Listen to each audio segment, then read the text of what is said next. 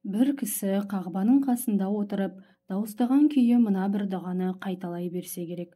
Уа турашылдарға қол ұшын беріп, харамнан сақтанғанды сақтаушы Алла. Уа турашылдарға қол ұшын беріп, харамнан сақтанғанды сақтаушы Алла. Бұған таң қалған қасындағылар, басқа дұға білмейсің бе? Бұл қалай? Деп оның мәнін сұрапты.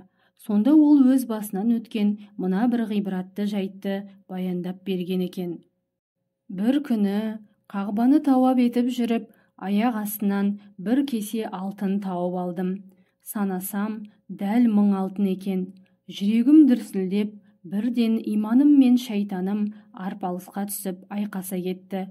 Шайтаным, дереу жымқырып ал, әйтпесе 1000 алтынды саған кім береді? Ештеңеден қыжалат көрмейсің, десе, иманым, иесіне қайтармасаң бұл адалдыққа жатпайды. Одан да иесін тап та қайтарып бер деді. Мен осылай екі ойлы болып тұрғанымда, осы маңда бір кесе алтынымды жоғалтып алдым.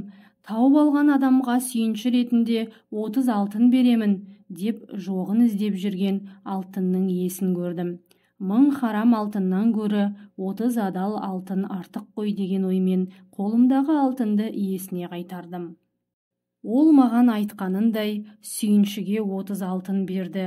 Ақшамды қолыма ұстап, базар аралап келе жатқанымда, тұп-тура 30 алтынға сатылмақ болып тұрған бір құлды көріп, жаным ашып сатып алдым.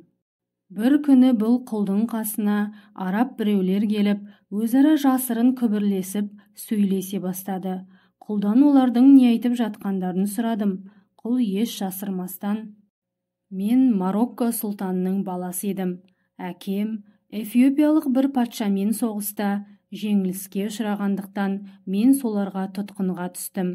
Олар мені осы жаққа әкеліп, құл есебінде саған сатты.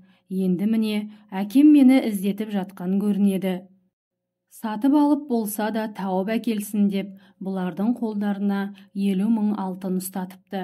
Сен маған көп жақсылық жасадың, саған қарыздармын. Сондықтан мені сатсаң, 50 000 алтыннан кем сатушы болма, деді.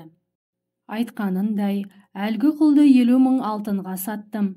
Байып, Бағдатқа барып дүкен ашып, түрлі заттар сатумен айналыса бастадым.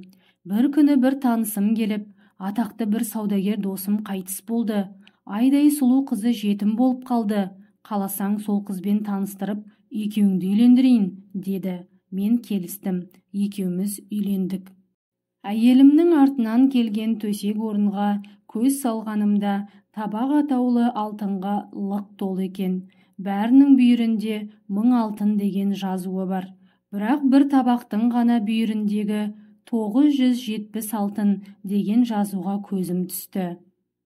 Оның мәнісін сұрағанымда, әйелім, әкем қағбаны тауап етіп жүріп, 1000 алтыны бар бір кесесін жоғалтып алыпты.